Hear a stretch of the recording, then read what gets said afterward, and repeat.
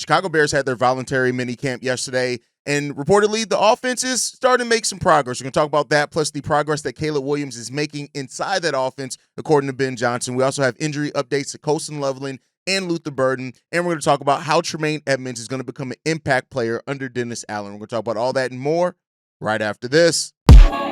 You are now tuned in to Chicago Bears Central, your number one place for all Chicago Bears news and content.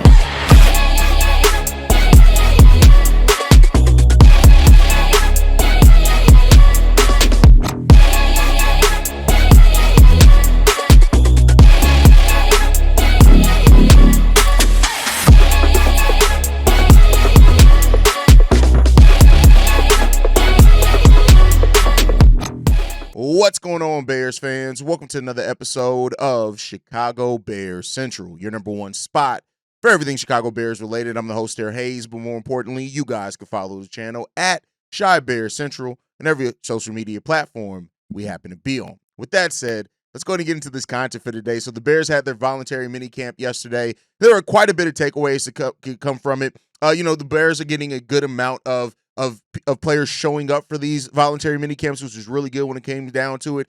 This is already having a lot to unpack for mini camp. That's really good. But now you have this voluntary mini camp here that's going on. Let's go ahead and talk about what we got going on here. So first up, seems like the offense is still making its progress. It's still not where Ben Johnson wants it to be, and he makes that clear, right? He made it clear that the defense has gotten the best of the offense throughout most of the offseason program so far, which I know is going to be triggering for some Bears fans. We heard that a lot throughout most of last year's, training period and offseason program as well. And then the offense kind of looked like crap for most of the season, right? But, this is a different coaching staff here with a whole different level of playbook that's a lot more complicated. So I think that seeing that the offense is still, getting the grasp of the offense here, I think that's more due to the complexity under Ben Johnson than it is the skill level. At least that's what I would hope. But he did make it clear that the offense has made really big strides from the beginning of OTAs to the conclusion of the minicamp period.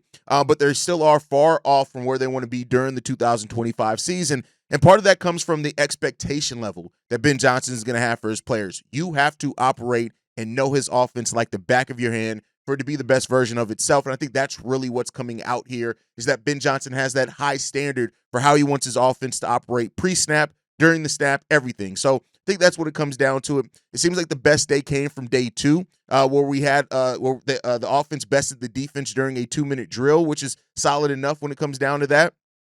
But overall, there's some questions, going on when it came down to it. So you have that. Aji Trapillo, Kieran Amagaje, though, have some real legitimate shots to get this done, and to win the starting left tackle position. And, I know that the left tackle position, depending on who you ask for the Chicago Bears, you're going to get a very different degrees of answers, right? And that's just what it comes down to. The answers that you get there are going to be, depending on who and how people view certain aspects of this offensive line. Braxton Jones has his fans. And Braxton Jones does have the part of the fan base that defends him and, thinks he's one of the best left tackles in the league. I don't necessarily feel that way. I think that you can upgrade from him. And Aji Trapillo and Kieran Amagaje right now are doing what they need to do right now with Braxton Jones being out. I think that's something you have to talk about in this conversation, as well as the fact that Braxton has not had the chance to defend himself yet and his starting position. Now, I think when Braxton Jones comes in here, how he has a grasp over that offense and what he shows is going to be really important there. But Kieran Amagaze, Aji Trapillo have been rotating throughout that starting line throughout the OTA period, and it seems like they both have had their own bit of success in that. Aji Trapillo, we've heard that for a rookie, he's really advanced. That's some of the same things we were hearing for Braxton Jones around this same time his rookie year. So we'll see what happens. With the offensive line, though, until the pads are on and they're fully contact, I think that it's not to say it's easy to stand out and look good, but that's really what's going to tell the difference once that contact is going on at a high rate. And, that's what we'll see. Once those pads are on, if we're still hearing that Kieran Amagaje and Aji Trapillo are still really standing out for the Chicago Bears, that's where I think you can start seeing some different things at. So, we'll see overall. I do think that this is one of the position battles to watch. The fact that it's a 3-man race between Kieran and Ozzy and Braxton Jones is going to make it even that much more fun. But like I said, regardless of looking at it from the aspect of players against one another, let's look at it how this benefits the team. If you have, much like when it happened with Terrell Smith and Tyreek Stevenson, when they were both competing to be the starting cornerback, and we have depth there, right? If you have these three guys that are all making a case for themselves, legitimate cases for themselves to be the starting left tackle, to me, that means we're going to have tremendous depth here, right? And that's something that we haven't had a lot of with this Bears team on the offensive line. So I'm going to welcome the depth that we're going to have, at least in this season. We'll see what happens going forward when they make decisions on Braxton long-term, things like that. But going into the season, if you have three players that all competed for that tackle position, that should mean that the tackle position is going to be in a pretty good spot. And if you need to make an adjustment over the course of the season, we know that Ben Johnson, Declan Doyle, Dan Rouchar are not going to be afraid to make those adjustments as the season goes on as well. So I'm going to take this right now as nothing but a positive that we have this many players all making a case for themselves, and let's see who can come out on top, right? But with that said, it seems like there are other position battles also taking shape, which we already know. Case Keenum, Tyson Bagent, seems like they're competing for that quarterback 2 role behind Caleb Williams, which isn't necessarily a battle that I really expected, right, to come into it. But like I've said multiple times, it's great for storylines. It's going to be great for preseason where both quarterbacks, Case Keenum and Tyson Bagent, are going to get to play a lot in the preseason because you're not going to see Caleb Williams play a lot of snaps. And so it's going to be fun for that storyline aspect of it. But my hope is that we aren't even talking about the chance of a quarterback 2 needing to take the field next season because, hey, Caleb Williams is going to command and play and stay healthy. And we hope that that's going to be the case. We're not even talking about the QB2. But that's, of course, one of the battles that's shaking up there as well. And then, of course, Ruben Hippolyte, Noah Sewell. That is a battle that I think we are all, watching out to see who's going to come out on top of. I personally feel like Ruben Hippolyte has to be the favorite. Noah Sewell hasn't really done much of anything throughout his NFL career, but different coaching staff, different eyes. He's not coming in with the baggage of whatever happened with that last coaching staff. So if Noah Sewell is going to make a case for himself to earn a larger part of the rotation, this is going to be that year to do so. This is that year. If you can turn heads with the new coaching staff, Ben Johnson already talked about Noah Sewell and how he does fit the physical profile that Dennis Allen likes and things like that. Now, that could have been a motivating thing, as coaches are apt to do things like that. But if it is legitimate, then you're looking at that and saying, all right, cool. Like, again, another thing, no matter who wins, if they're competing and it's a legitimate battle for that, then you're looking at that now to become, more depth for you. And the Bears do need some linebacker depth. Hell, we're talking about Power Echols as an undrafted free agent, maybe being one of the best backup linebackers we have on this team as a UDFA, which we're not surprised at. It's not like this hasn't happened just recently with Jack Sanborn, his rookie year, which he ended up being a starter by the end of that rookie year, right? So you have those things there, but that's another position battle that's definitely shaking out, as well as Luther Burden and Olamide Zaccheaus. And that's just really down to Olamide's inability to really get out and be on – I'm sorry, not Olamide. Luther Burden's inability to be out on the football field so far for the Chicago Bears, which is now bringing around some of those questions there. So, and Ben Johnson, for what it's worth, yesterday, while conducting voluntary OTAs, he did talk about that. And as far as the health of both those guys, and, it seems like there's nothing to be worried about, right?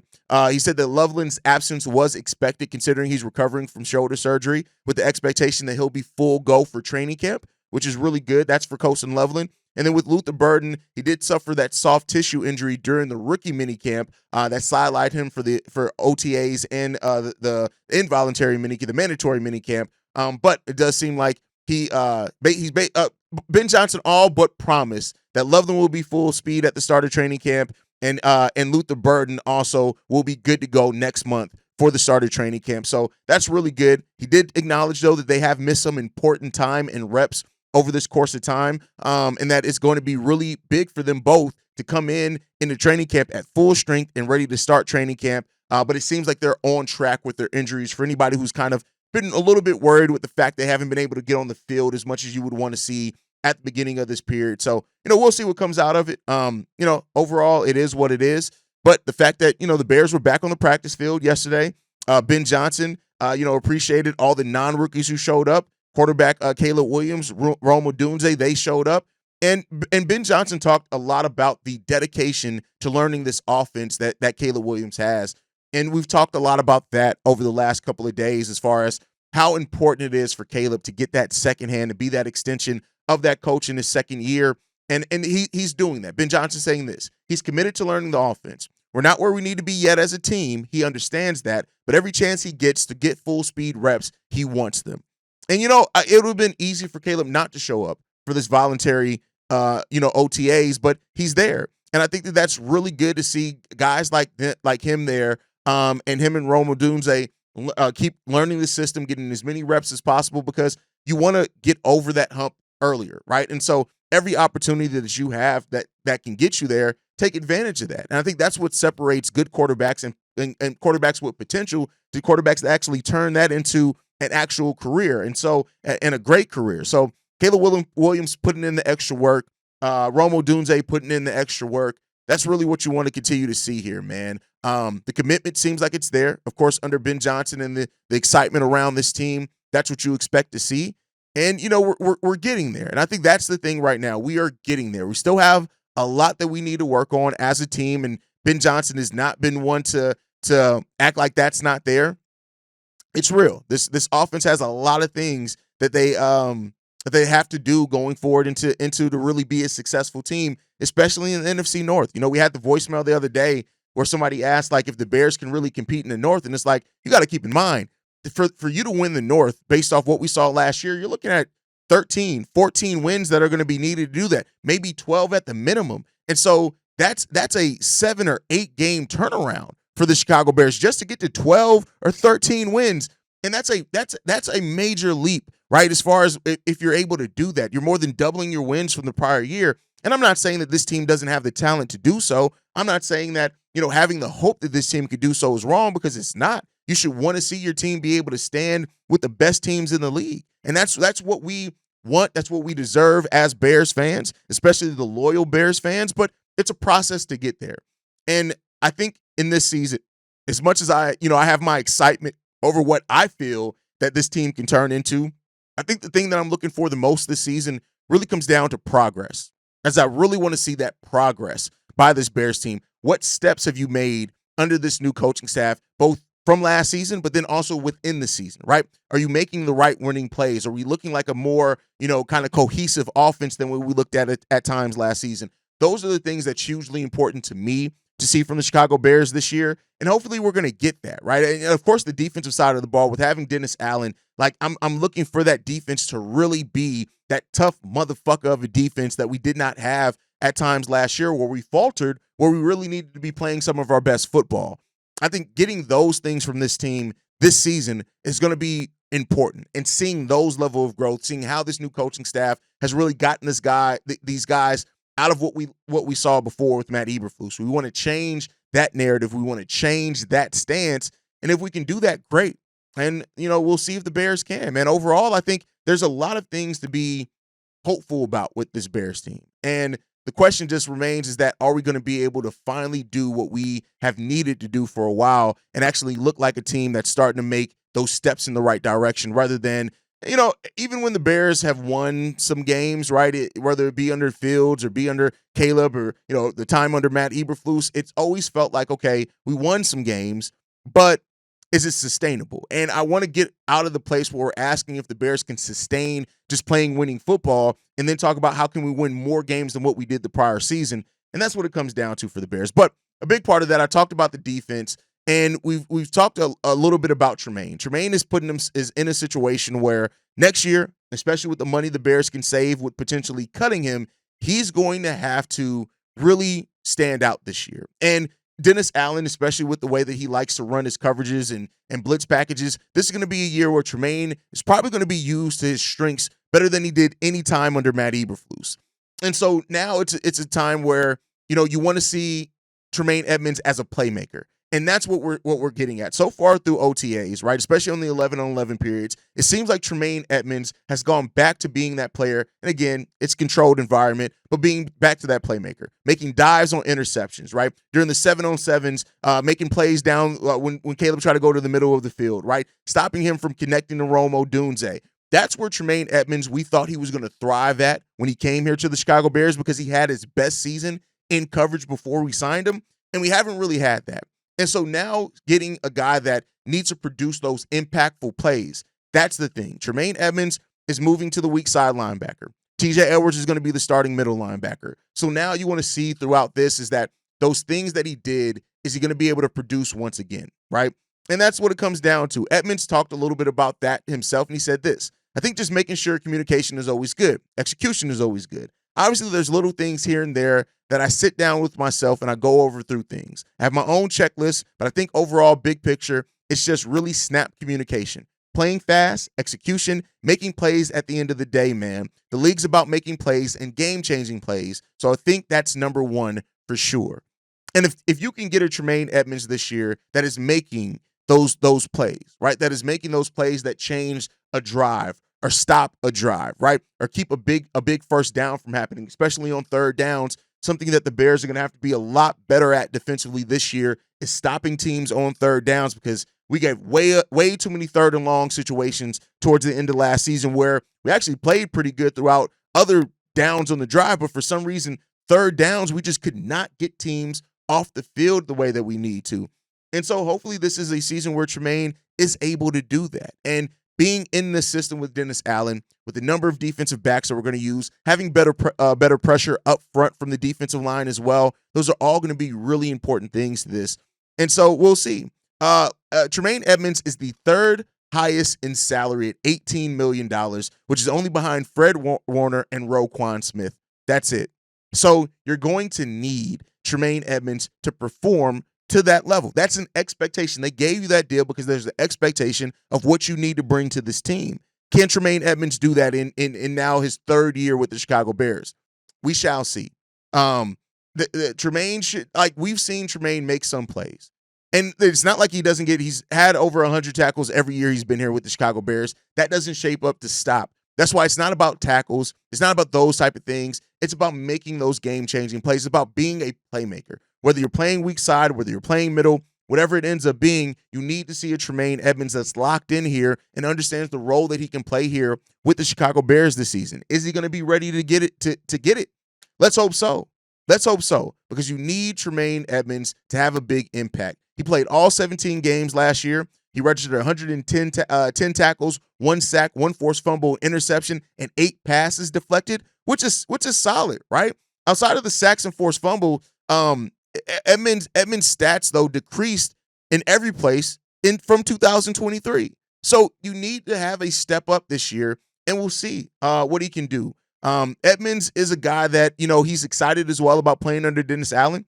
Edmonds said this: obviously, a guy that has success in the league over in New Orleans. They had a lot of good years, good defenses, and like I said, just his energy, man, and what he demands from his players. I think that the number one thing that sticks out, obviously, he holds guys accountable. You can see it in the early stage. If we're messing up on something, got to call you out, but it's a good call out. You know what I mean? It keeps everybody on their toes, keeps everybody responsible for getting, for as far as getting that playbook. And like I said, man, just his energy on the field, you definitely feel that. And that's good that you feel that pressure from your new head coach. It's good that Dennis Allen is already making an impression on these veterans as far as the standard that he wants to hold everybody to, and that he is holding everybody accountable. But now you got to see it.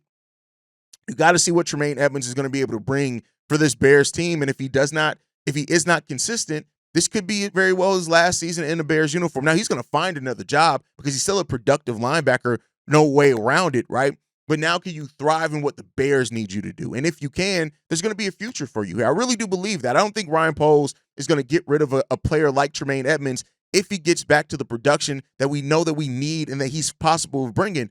But it just comes down to, you do that consistently enough. We got a lot of questions. There could be a lot of turnover on this roster from the beginning of this season to the beginning of next.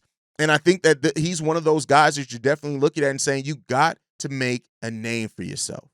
And you got to come in here and do the things that Dennis Allen is undoubtedly calling upon you to do.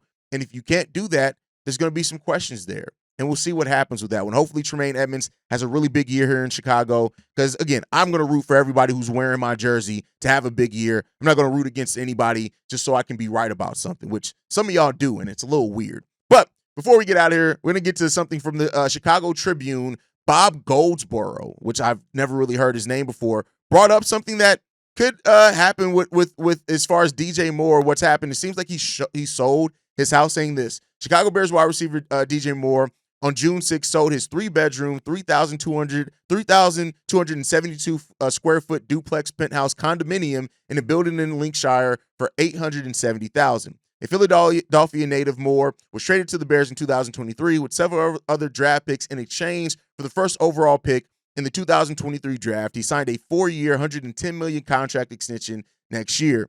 All right, here's the thing. DJ Moore ain't going nowhere. Like, I get all of this talk around DJ Moore, especially with Rome and Luther Burden, and it seemed like something that started and then quieted back down. And I get why it is. We're in the doldrums of the offseason where there's going to be a lot of talk. DJ Moore ain't going nowhere. And I think that when you look at how Ben Johnson likes to stack his weapons, he's not going to get rid of or want to get rid of a player that's a stacked weapon right now. Now, not to say that DJ Moore is perfect. No, he can be a better route runner. He can do better things, right? He's one of the players that this coaching staff talked to them about their body language and the importance of that. But I think overall, like, DJ Moore is going to be fine. And under this new coaching staff, I think we're going to see the best version of DJ Moore, one that we haven't seen yet. And part of that's going to be because of better quarterback play than we had last year as well. Better overall depth of weapons and better utilization of those weapons. We had some weapons last year. Guess what? We didn't use them right. We didn't call plays for them enough. We didn't do those type of things enough. And it was something that really stood out for this team, that really hurt this team so much, because we just did not do the things consistently that we needed to do to be a good football team and to call a good offense. And so because of those things, now you see where things sit at with this team. So, overall, I think things are going to get a lot better here for the Chicago Bears. And DJ Moore is going to be here for quite a while, at least in my personal opinion. And we just got to see if that's going to be real. So we'll see what happens there. That's my time for today, guys. Make sure you guys are following us at Chi Bears Central. You can send us any feedback, questions, comments, concerns, chicagobearscentral@gmail.com. Lastly, if you want to leave a text message and our voicemail for the mailbag, the number to do so, 773-242-9336. We're the number one spot for everything Chicago Bears related. And like I like to end every episode on, Chi-Town up, Bear down. Love you guys. Peace, y'all.